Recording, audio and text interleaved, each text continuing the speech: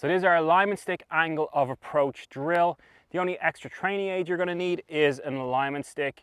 And we're really looking at players that have an excessively downward motion with the club head when hitting driver. So very much those players that get that club head with a driver moving down on top of the golf ball. And what this will do is it'll kind of encourage the opposite sensation. So you can see we've got the alignment stick in the ground and I have a golf ball teed up also. Now this alignment stick is in the ground. It doesn't really have to be a certain kind of degree. We just want it kind of pointing up a little bit. So kind of that slope up in the air a little bit. And where I have this golf ball teed up is just a little bit after where that alignment stick enters the ground. Now the idea being that that aesthetic of having that kind of upward kind of movement, that upward path, is going to encourage that same idea with the club head, with the driver club head. So we're really kind of staying away from really technical thoughts, so to speak, and trying to use more visual encouragements, more external cues to kind of create the pattern that we'd like. So again, what you might see from players the odd time is that driver head coming down steep on top of the golf ball, maybe popping it up in the air, maybe hitting that slice or fade pattern.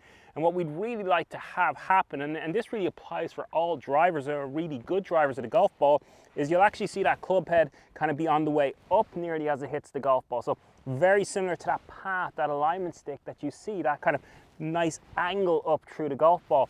So just placing that alignment stick there is just going to create that same sensation. So what you could do when you're kind of applying this in practice or in learning, you could actually just kind of take the golf ball away and just try and kind of get the club to move up through the golf ball. Just take some nice easy swings, getting that sensation.